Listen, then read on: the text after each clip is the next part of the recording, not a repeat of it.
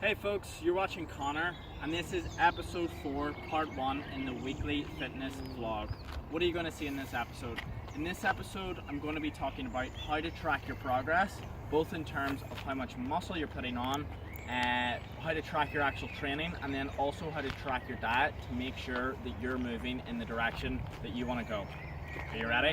Let's go.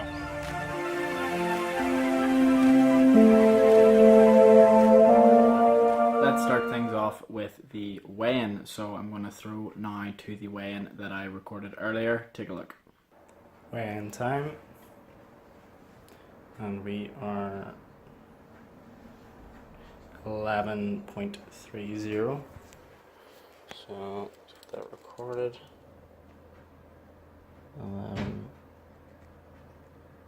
11.30. 0.2 pounds, and with that comes the end of the cut. So if you remember back when I started, I said I was going to experiment with 2100 calories for a month and see how it goes. That's now the end of that 4-week period of 2100 calories. So what am I going to do next? Well, you're going to see next week the results of that, where I'm going to do, if my editing skills are on point, I'm going to do like a side-by-side of week 1, the beginning of the cut, and then a month later. But for the next week going forward, I'm going to up my calories to 2400. Why am I doing that? Well, 2400 calories, if you remember right, was maintenance calories before, so it could have one of two effects. It'll either cause me to stay the same weight, or it might cause me to gain like half a pound or something like that. I wouldn't really expect it to be anything more than that. And then you might say, well, you know, you're cutting, you're trying to lose weight, why would you try to gain weight or like maintain, like what is the reasoning for that? Well, the reasoning is because I'm not trying to lose weight, I'm trying to lose fat. So if I was to keep things at 2100 calories, I would continue to lose weight for a while and I would continue to burn fat for a while, but at some point my body would adapt and it wouldn't be able to benefit from that anymore. So 1 week out of 5, I like to do a sort of refeed week in order to counteract that, to stop my body adapting to the cut. And then you might say, well, does that not kind of undo everything you do, right? Like if you're doing half a pound of weight loss for like 4 weeks and then half a pound of weight gain for a week, you're only really losing a pound and a half. And the answer is yes. And then you might say, well, that kind of sucks. I'm going to talk now about how to actually track your progress for your training and for your dieting in a way that isn't necessarily related to the scales. Starting things off then with how do you track your training?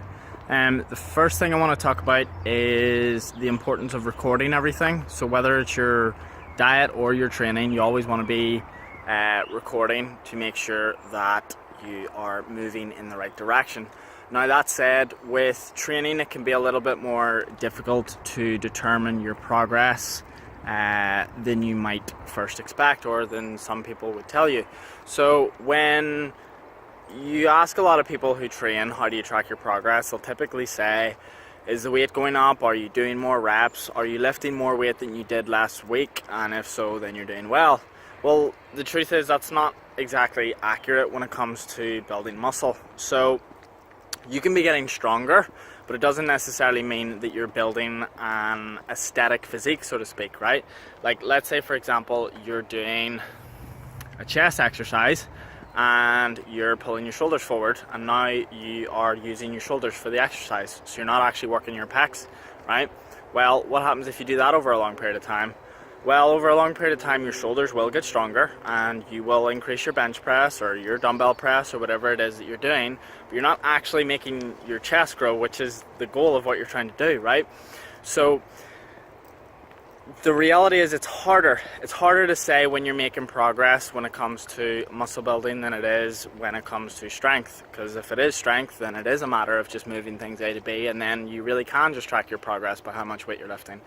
But to know whether or not you're making progress in your training, you kind of need to get a field test, right? So when you're actually training, do you feel like you're stimulating the muscle that you're actually trying to target? Or do you feel as though you're misfiring and maybe even, you know, hurting your bones or something like that? Or maybe just not targeting the muscle that you're actually trying to target. So ask yourself every time you train, like, am I hitting the muscle I'm trying to hit here, or am I just moving the weight from A to B, right? It's always better to do 6 good reps that's moving you in the direction that you want to go, rather than 20 bad ones where you're just kind of throwing the weight around and you're not actually getting a good workout. So that's how you look from a day-to-day basis as to whether or not your training's going well for you. In terms of the long term, that's something that you can kind of give a field test for. So I know it sounds kind of weird, but like, grope yourself, right? So kind of have like a feel of certain muscle groups, right? Like, you know, feel your chest, feel your shoulders, feel your arms, feel your legs, all that sort of thing. And then do that every week or so, right? Like, feel and see if the muscles are actually growing. You'll know, right? When you get good at flexing those muscles, you'll know when you've put them on. Also take photos. Taking photos is a big one. A lot of people don't do it. My biggest regret when I first started training, like, you know, years and years ago, although I stopped after that, was not taking before and after photos. I've since learned from then, and obviously this time around I knew that I was going to make results, so I did take before and after photos. But yeah, like, they are money. You please, for the love of God, do those. They put things into perspective for you. Photos don't lie. It was only when I did my 1-year transformation photos that it kind of highlighted, you know, how much muscle I'd actually put on and how much of it was fat, and it gave me perspective so that I could actually tailor things according to that, fix the muscles that were lagging, and keep the body fat in the direction that I wanted to go. With that said, now we will talk about how to track your progress when it comes to your diet.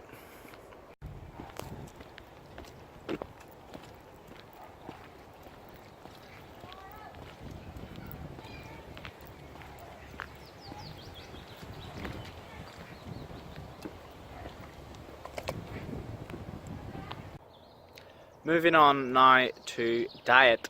So starting things off, I want to tell you the piece of information that you don't want to hear, which is that you're going to have to record your calories. You're going to have to record everything you ate, and you're going to have to do it every day for the rest of your fucking life. Right? That's the reality of it. It sounds pretty bad, right? But okay, to put things in context, I've recorded every day of my diet, with the exception of the occasional write-off day here and there, every day since I started this, right? But it takes about 15 seconds a day. You want to tell me you don't have 15 seconds a day to jot this shit down? No, I'm not having that, right? It sounds worse than it is. When you actually get into the habit of doing it, it's quite an easy task. You can even do it in your phone, although I recommend doing it in a book so that you can kind of look back long term and be able to see everything, because if it's on your phone, then you're just going to be either having too many notes on your phone or having to delete the old stuff. So that's the first things first, tracking everything that you ate and recording your calories. The next thing is recording your weigh-ins. So you want to record your weigh-ins once a week. Ideally you want to do it on a day where you have a lie-in, because you're going to get the most accurate weigh-in. If you have it on a day where you're sleep deprived, it can kind of mess with how much water weight you're carrying and that sort of thing, because, you know, you go to sleep, and if you go to sleep for long enough, like a full night's sleep, and you wake up, you know, you go to the bathroom, then that's kind of your base weight for the day, and then your weight increases over the course of the day. So there's no point in, you know, weighing yourself at 8 p.m. one week and then 8 a.m. the next week, because you're going to get very different results, and it's not going to be accurate for your actual weigh-in. So you want to have your weigh-ins relatively consistent.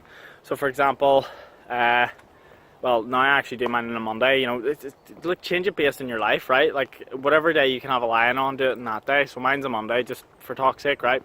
So what I do, I make sure I have a lie-in on my Monday. I wake up, I go to the bathroom, and it's weigh-in, straight to the weigh-in. And obviously I record mine, so mine are a little bit more difficult than yours are going to be. But yeah, go get it done, record it, and get it in your book. Do it once a week. Now, funny thing.